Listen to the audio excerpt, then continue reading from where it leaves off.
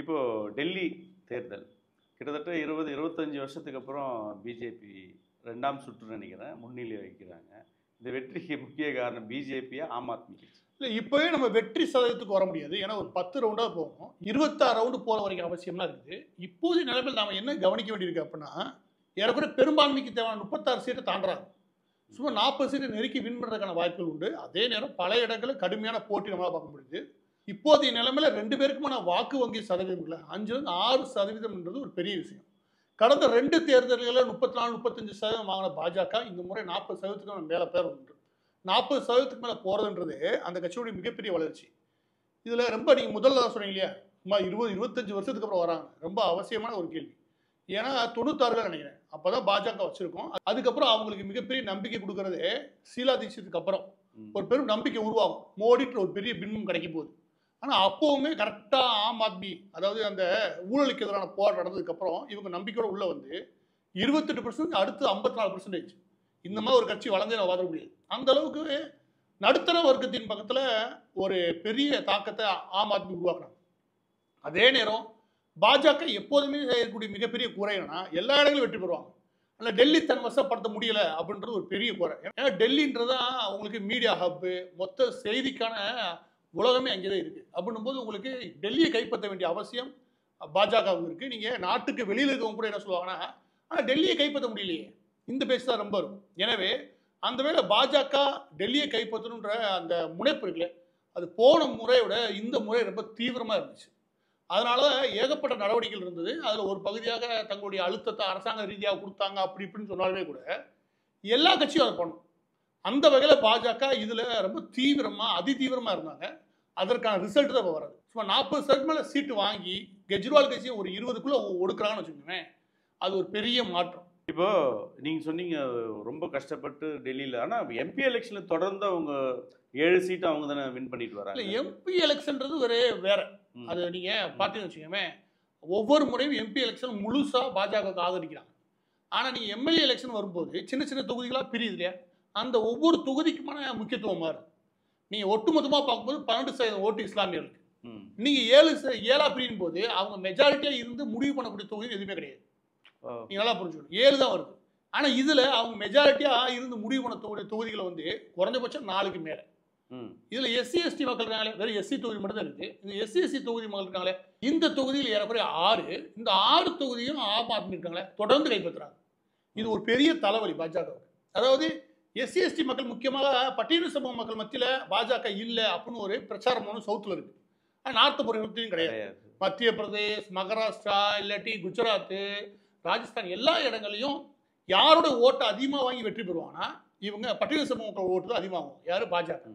So அவரோட நம்பிக்கை எல்லா இடங்களையும் கைப்பற்றும் போதும் இவங்களால என்ன ஒரு பேச்சு வழக்கத்தை உருவாக்க முடியல அப்படின்னா, டெல்லியில் கைப்பற்றல. டெல்லியில் 6 தொகுதியுமே கைப்பற்றாத நிலைமையில அது ஒரு பெரிய பின்னடைவாக தான் இவங்களுக்கு இருந்துச்சு. தற்போது என்ன கவனிச்சுன்னா, சுல்தான்பூரி, அதுக்கப்புறம் மங்கோல்பூரி, இந்த 2 இடங்கள்ல மட்டும், இந்த 2மே எஸ்சி தொகுதி, இந்த 2 தொகுதிகள் மட்டும்தான் ஆம் ஆத்மி முன்னிலை இருக்காங்க. மீது 4 தொகுதிகள், அதாவது மண்டிப்பூரி, அதுக்கப்புறம் கரோல் பார்க், இந்த மாதிரி 4 தொகுதிகள் இருக்குது. 4 தொகுதியிலும் பாஜக முதல் முறையாக முன்னிலைக்கிறாங்க. எனவே இது ஒரு சோஷியல் இன்ஜினியரிங் பொதுவாக பாஜக பண்ணுறாங்க, அதிகாரத்தை எல்லா பேருக்குமான பகிர்மானமாக மாற்றுறாங்க அப்படின்ற பிரச்சாரம் உண்மையா அப்படின்னா அந்த உண்மை எடுபட ஆரம்பிக்கும். அது உண்மையின் மக்கள் நம்புகிறாங்க. எல்லா தரப்பு மக்களும் அதை நம்பும் போது தான் இந்த ஓட்டு வங்கிகள் அது உயர ஆரம்பிக்கும். அந்த வகையில் டெல்லிக்குள்ளே இருக்கக்கூடிய மிக தீவிரமான பிரச்சாரம், ரொம்ப தீவிரமான பிரச்சாரம், எல்லாரும் அங்கேயும் போராட்டம் நடத்த வச்சுக்கோங்க. பட்டியல் சமூக மக்களுக்கு ஒரே ஒரு அநீதி அப்படின்னு உத்தரப்பிரதேசம், தமிழ்நாடு வரைக்கும் எல்லாம் நின்றுவாங்க. ஸோ இந்த ஒரு இலூஷனோ இல்லாட்டி ஒரு கட்சிக்கான ஒரு கரையோ உருவாக்குறது இல்லையா, அதோட தாக்கம் அங்கே இருந்துச்சு கடந்த ஒரு 15-20 வருஷமா.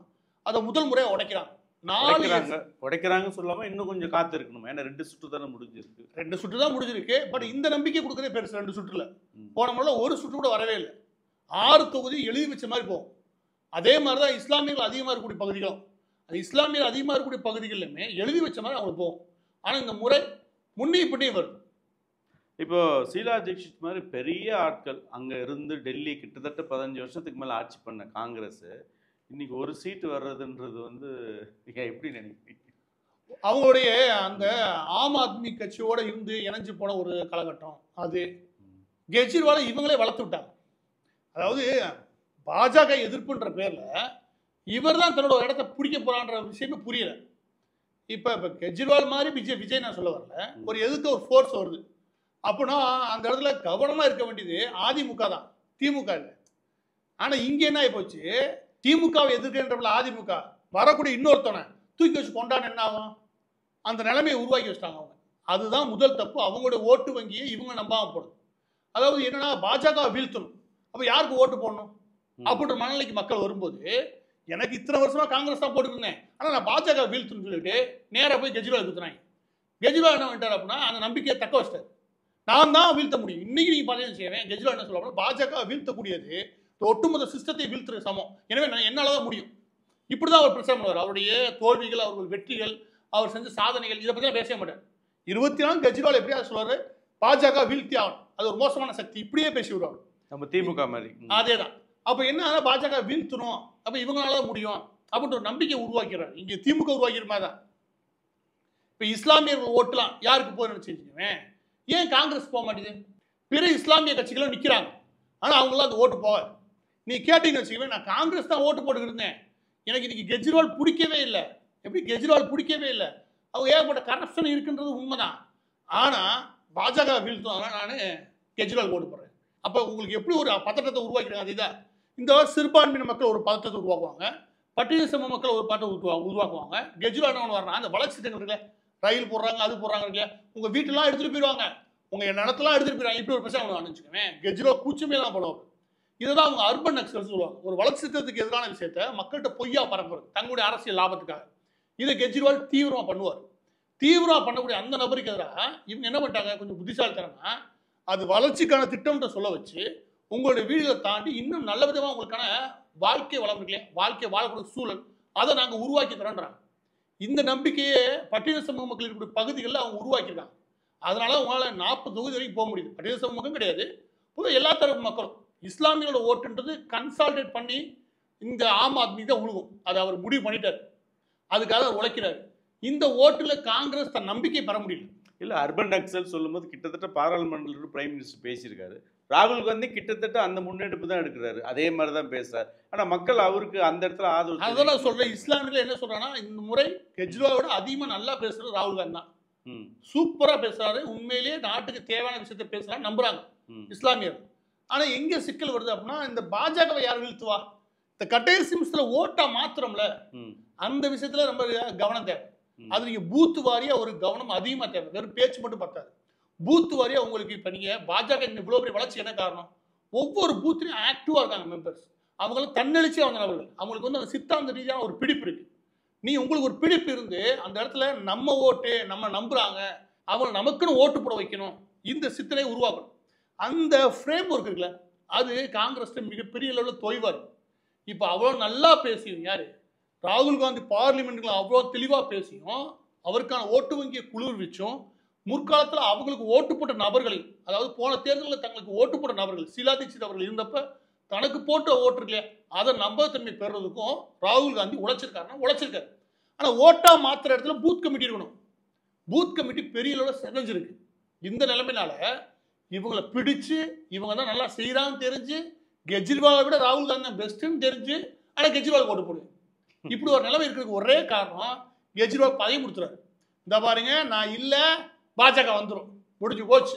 இதுதான் அவர் சொல்றது. யாரு, கெஜ்ரிவால் கட்சி சேர்ந்த எல்லா பேரும் சொல்ற ஒரே விஷயம், நாங்க வரலைன்னா பாஜக வந்துடும், பார்த்துக்கோங்க. இந்த முதலாம் கட்ட தேர்தல் முடிவுகள்ல நம்ம என்ன புரியுது அப்படின்னா, ஒரு ட்ரெண்ட் செட் ஆகுது புரியுது. அதாவது 40 தொகுதிகள் நோக்கி நகர்றாங்க, பெரும்பான்மைக்கான தேவையான இடங்களை மாத்திட்டாங்க. ஸோ அந்த வகையில் இது ட்ரெண்ட் இன்னும் செட் பண்ணி நம்ம ஒரு கான்ஃபிடண்டாக ஒரு எப்போ பேச முடியும் அப்படின்னா, ஒரு 6லேருந்து 8 ரவுண்டாவது அவங்க முடியும் போது தெரிஞ்சிடும், ஓரளவுக்கு நம்ம ட்ரெண்ட் செட் ஆகும். இப்போ வரைக்கும் பார்த்தீங்கன்னா பல இடங்களில் 2000 ஓட்டு 3000 ஓட்டு வித்தியாசம், இது நல்ல வித்தியாசம். நீங்கள் 500 ஓட்டு 300 ஓட்டு வித்தியாசம் தப்பு. ஏன்னா ஒவ்வொரு சுற்று முடியும் போதும் 28,000 ஓட்டு எண்ணி முடிகிறாங்க. அப்போ 28,000 ஓட்டில் நீங்கள் ஒரு 2000-3000 ஓட்டாக வித்தியாசப்படும். வெறும் 400 ஓட்டுன்னு வச்சுக்கோங்க, அடுத்த சுற்று என்ன வேணால் மாறும். எனவே இதை கொஞ்சம் பொறுத்திருந்து பார்க்க வேண்டிய விஷயம். ஆனால் இப்போதைய நிலைமையில பாஜகவுடைய கடினமான உழைப்பு தெளிவாக தெரியுது, கெஜ்ரிவால் மீதான நம்பிக்கையின்மை தெளிவாக தெரியுது, கெஜ்ரிவாலுடைய சரிவு தெரியுது, கெஜ்ரிவாலுடைய பெரும்பாலான மினிஸ்டர்ஸ் தோல்வி தருகிறாங்க. அது ரொம்ப முக்கியம். இதெல்லாம் அடுத்தடுத்து பேசலாம். தொகுதி வாரியான விஷயங்களை கொஞ்சம் அடுத்தடுத்து பேசுறது நல்லது. இன்னும் கொஞ்சம் கவனமா பார்த்தோம்னு வச்சுக்கோங்க, டெல்லி என்ன சொல்லுதுன்ற உண்மை நம்மளால புரிஞ்சுக்க முடியும். எனவே அடுத்த விஷயங்களை